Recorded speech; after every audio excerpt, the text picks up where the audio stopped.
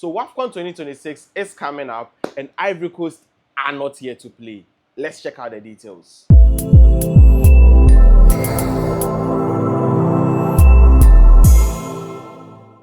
Attention football fans, so welcome to another great video where we talk about everything women's football happening right here on the continent. If you are new here, make sure you hit the subscribe button, follow us on all social media pages at SN Women's Football, and of course, this team. This Ivorian team is a team that we really need to look out for in this coming tournament. One of the reasons why I'm saying this is their head coach is one of the very best coaches any female team can have as a coach. Hear me out. He is a two-time Champions League winner. He won that with Lyon. And I think it was a back-to-back, the 2017-18 and then 2018-19, if my memory serves me right. And that, we all know how good that is to win the things back-to-back. So, yeah.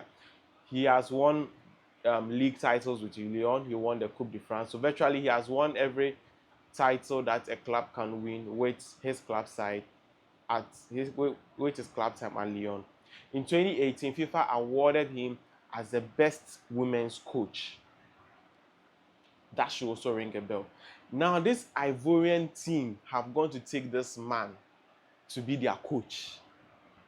And mind you, when he came, I think one of the first few matches that he played against Ghana, which was a double header. And trust me, we saw what happened. We all saw what happened. Like, Ghana was leading, you blink, you lose. Before we knew, it was a draw game. They went to play the second game, we lost.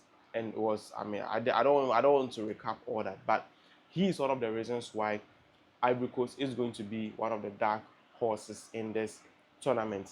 Now, in this international window, he has released his squad list, where they'll be playing 2 friendlies against Benin and Kenya. And how Ivory Coast even qualify for this tournament is quite funny, but I think they deserve it. So, you know, this year's tournament was increased from 12 teams to 16 teams. So we need to make room for those extra 4 teams. And how to qualify this time around was pretty easy. So those who made it to the second round and lost, per the FIFA rankings as at the second round, CAF picks the top 4 of those teams that are ranked higher and lost. So that was how they qualified to be in this competition. But trust me, they deserve to qualify because they played against Senegal and both legs resulted in goalless draws.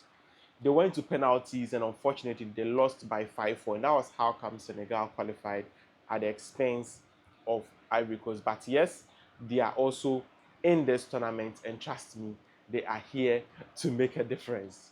Mind you, they are also, Coach Renal Pedro, he also was the one that qualified Morocco women's national team to their first ever World Cup, where they made it to the finals of the 2022 WAFCON, and unfortunately, they lost to South Africa. So it's quite a very, very good deed to see him returning to this great competition. It's going to be probably like his second coming, if I'm to say it that way, because, and also this is going to be the 3rd time Ivory Coast is going to make it in this, is going to play in this competition, and they are really, really going to, like, Charlie, this team, it's one of the teams I fear the most in this tournament, in this coming tournament, because I know that they are really going to do very, very great damage.